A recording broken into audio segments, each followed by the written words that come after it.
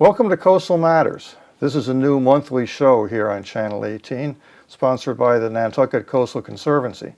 And since it is the first show, I thought it would be appropriate if we had the president of the Coastal Conservancy as the first guest. Deanne Atherton, welcome to the show. Thank you, Charlie. I'm pleased to be here. What is the mission of the Nantucket Coastal Conservancy? The mission of the Nantucket Coastal Conservancy is to protect and preserve our island's coastal resources through education, research, and advocacy to ensure that future generations have the opportunity to use and enjoy them. It's a long mission. Simply put, it's all about the beaches. Well, in print is much shorter than it is right. orally. It's long to say. Full disclosure, I'm also on the board of the Nantucket Coastal Conservancy. You are. Give us a history of the group. Well, it's interesting, Charlie. There were a group of citizens who came together in 2008 who were concerned at the time because there was a proposal before the Conservation Commission for a really massive beach dredging project in Sconset. And we came together and called ourselves the Coalition for Responsible Coastal Management and carefully monitored the conservation commissions. And the more we learned about the project, the more concerned we became. And we, at that time, mobilized and a political action. We had a referendum vote to vote no, and also to ask the citizens if they wanted to form a coastal management plan. And we were successful on both counts. So the proponents of the Beach Nourishment Project withdrew their proposal, and the town moved forward with the development of a coastal management plan. So that's really the first a number of us really became aware of issues relating to erosion and erosion control. And who were some of the people involved? Well, at that time it was many of the same people as now. It's a diverse grassroots group of citizens, Charlie, of year-round and seasonal residents, young and old, fishermen, environmentalists, surfers, people who just love our beaches. And many of the same people who were involved then are involved now. Well, one of them is Peter Brace, who has been a journalist on the island for decades and is the author of the book Nantucket, A Natural History. Yes. And he's written a lot of articles all about a number of things, but in particular about the Conservation Commission hearings, which he's been attending on a regular basis. Yes. When we reorganized and reconstituted ourselves as a nonprofit organization with a new name, the Nantucket Coastal Conservancy, and a mission, we engaged Peter to help us with writing because we felt it was very important to try and educate the community at large about the issues that we were seeing. Namely, that with climate change and rising sea level would come issues of erosion and erosion control, which in some instances could put Nantucket's natural beaches at risk. And we couldn't think of anyone better to attend the Conservation Commission meetings and to report on them than Peter. And actually, our whole effort is all comprised of volunteers. We all do what we do for the Nantucket Coastal Conservancy as volunteers. Peter is the one person that we provide a very modest stipend for, and we're happy to do so.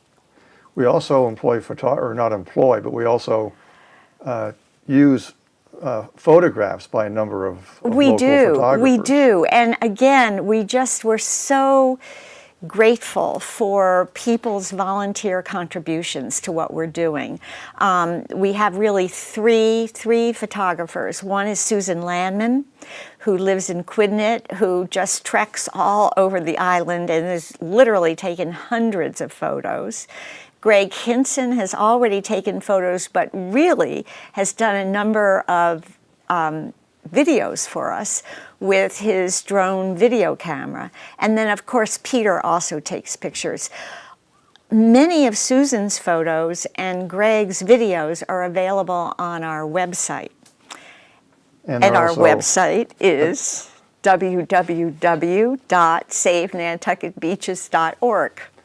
And they show up on Facebook posts as well. They do. From time to time. We have a very active Facebook page. We post almost daily, and often with information about erosion and erosion control on Nantucket, regionally on the state level, and really nationally. So people send us links of interest, and we try and keep up on whatever is happening and that would interest people. And we have quite a number of followers on Facebook, and it just seems to be growing and growing. We also tweet on occasion. Erosion Happens is our Twitter handle. When you talk about Nantucket's shoreline, erosion is maybe the first thing that comes to mind for many reasons. But it's not as simple as that. There's also a question of the wildlife that you can find either in the sea or in the harbor or along the beach. Mm-hmm. It's not just a matter of erosion by any means. It's not, Charlie. It's a whole coastal environment with many resources. I think sort of as I learn more about it and as I understand the science is that the coastal processes that make Nantucket Nantucket, that have shaped our shoreline forever, are all interrelated. So if some part of the process is interrupted, it has impacts throughout the system. I think to me that's the most important concept to grasp. And to put it in other words, if there's a barrier of any kind, natural or unnatural, if there's a barrier on a stretch of coastline, that can cause increased erosion on either side of that barrier. Correct. So if you're protecting a piece of property, you might be damaging your neighbor's property in the process. Correct. And erosion has been, as you say, erosion's been going on for millennia. But now, with erosion and with rising sea level, you're getting a smaller island. And a lot of this, what we're dealing with and looking into is because not just erosion, but rising sea level as well. They're intertwined. Exactly. And increasing and stronger storm events that are happening.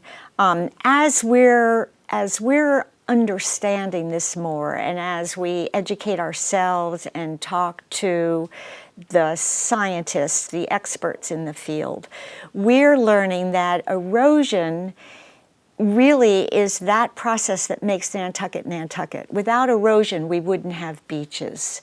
And that the problem, as Corey Dean, who has been one of our speakers at our forum, said, isn't with erosion.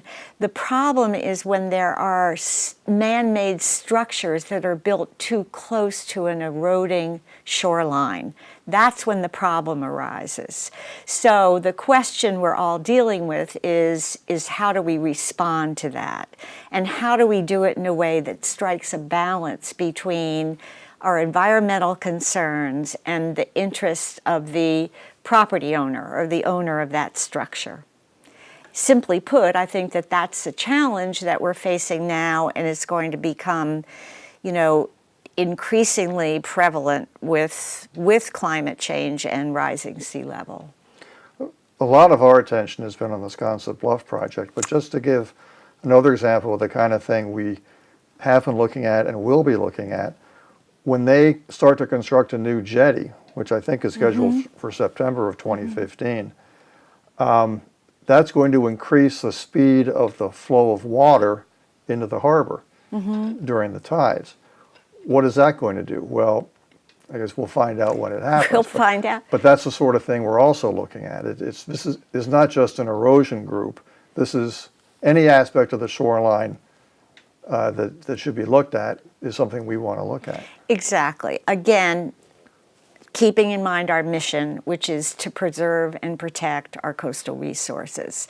I think that's the reason many of us come to Nantucket, not only those of us who live here, but people who come to visit, come for our shoreline and our beautiful, unique coastal environment. And we just want to do everything we can to keep it that way. And people have access to almost all the beaches, whether it's because they're owned by a conservation group or because private owners allow people to go on there. And it's not like that in a lot of other places. I mean, Martha's Vineyard is not like that at all. That's a right. lot of private beaches are blocked off. And Malibu, California is another place that gets a lot of headlines because you can't just walk down the beach.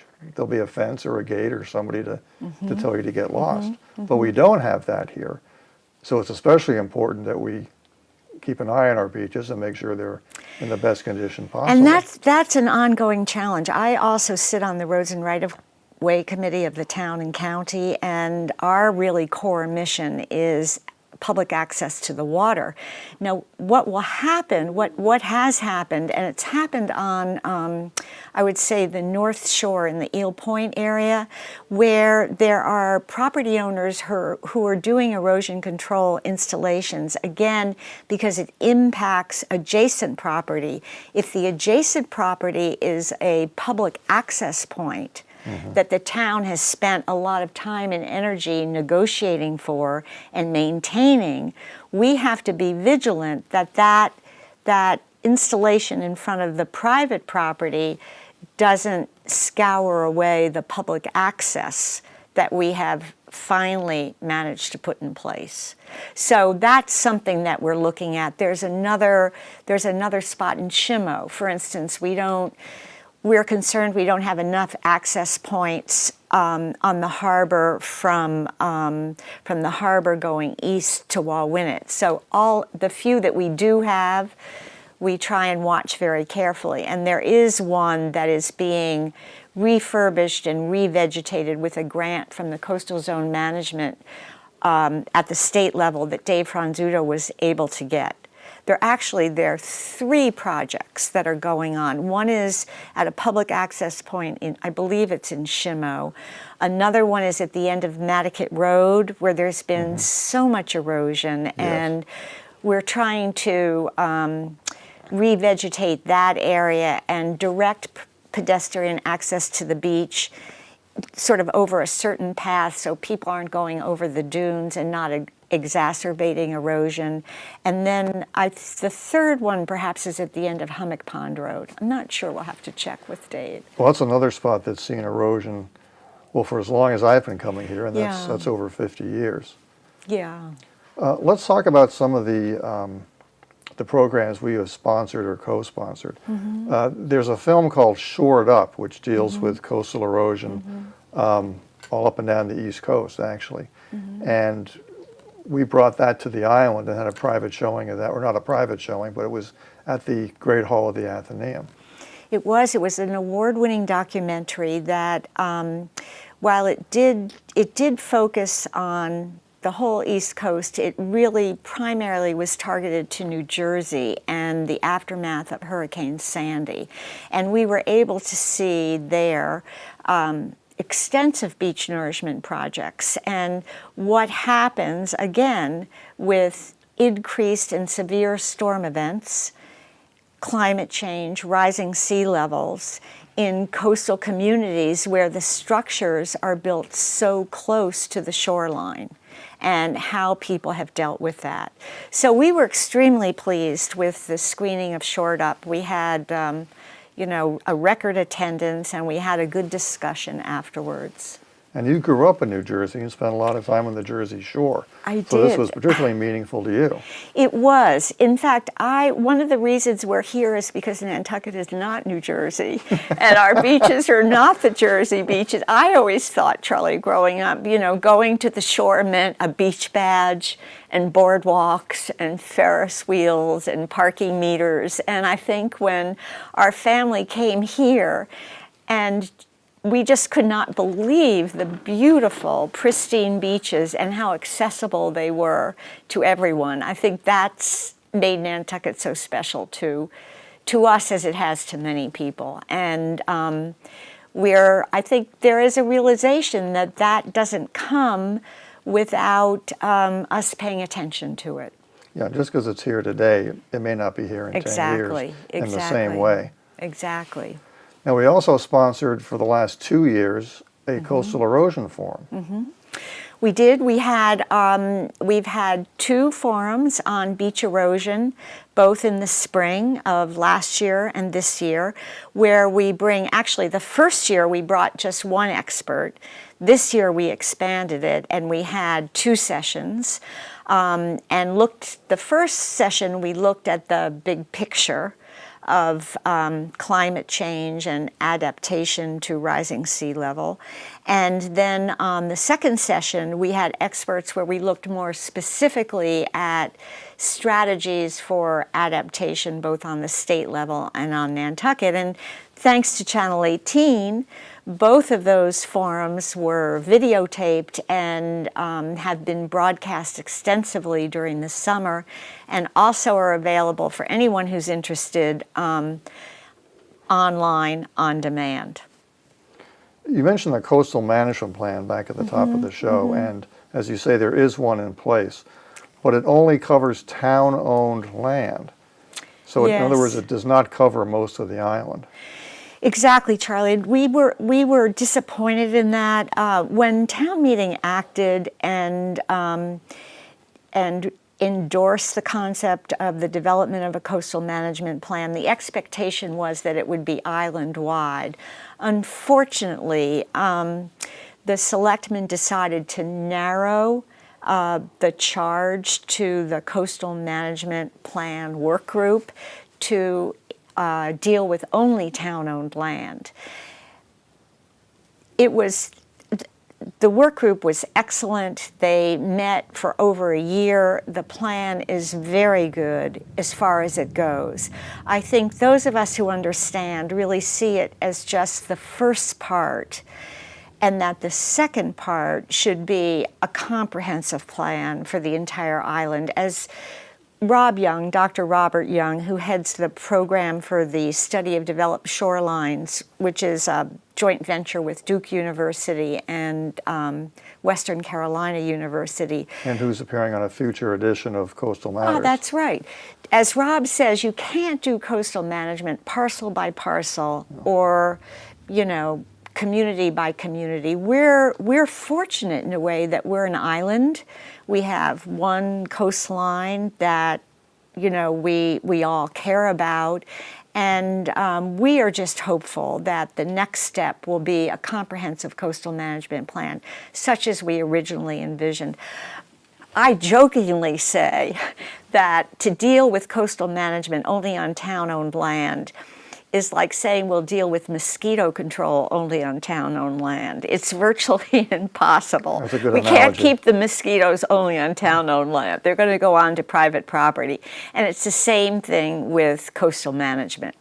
Well, it's a good start, but it definitely needs more work. It does. It does. It does. Something we'll be looking at. I think that's something that our coordinating group will look at. We'll have our annual strategy session in September, where we set our priorities for the year, and part of our action plans for advocacy would be to advocate with the powers that be of the town to move forward with the next step in developing a coastal management plan. Another thing we're aware of is a study that was put together by a group of students from Worcester Polytech Institute. And they were here sometime in the last year. I don't remember. Last fall. Last fall, I think. So that would have been 2014, Yes. the fall of 2014. And they did an inventory of, working with the Conservation Commission or the Natural Resource Department. They did an inventory of all the erosion control projects of any kind anywhere in the island, which meant, walking down beaches when it's 20 degrees out or whatever and the wind is blowing. But that's been an invaluable resource for everybody. It has, and anyone can access that. There is an interactive, those students did a wonderful job. And they developed an interactive map which is available on our website. And interested citizens can go and click on, all of the erosion control structures that are in the database are identified on the interactive map. And you just click on each one. Can't remember how many there are. Maybe there are 40, as much as 40, all around the island. There are more than people would think. There are more. It surprised me how many there were. Yeah, and the students divided the island into 4 sections. So there's the South Shore, what they call the Northwest section, which is west of the jetties. The harbor, which would go from the harbor to Wauwinet, and then east and down to Sconset. And interested people can go to each section, click on the map, and it will bring up photographs of the structure that's in place. And it's very informative, very interesting, and we encourage everyone. To use. It really is. Again, it's already, our challenge is going to be to keep it up to date, because the students completed their project and made their presentations, I believe, in early December. And we do know that there have been changes made since then. So that's something that I think that the NCC, we call it the Nantucket Coastal Conservancy, we call ourselves NCC. NCC will have to look at about how we might keep that updated. One possibility is to work with the students from the environmental science class, the AP environmental science class at the high school, and get them to keep that database current. Yeah, they were looking at the projects, and they were also looking at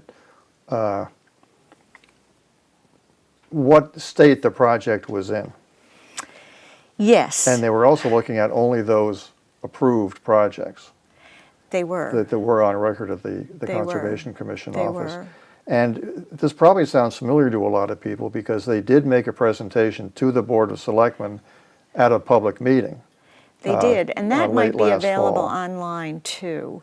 And they not only, another aspect they tried to assess how effective each installation was. And they admittedly said there were they established some basic criteria and did sort of a rudimentary assessment.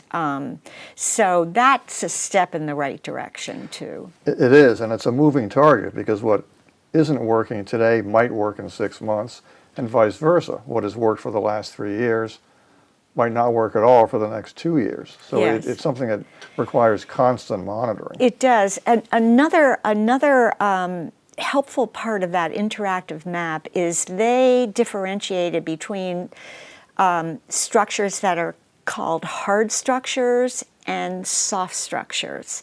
So hard erosion control structures are usually seawalls of rock or steel or wood or geotextile tubes.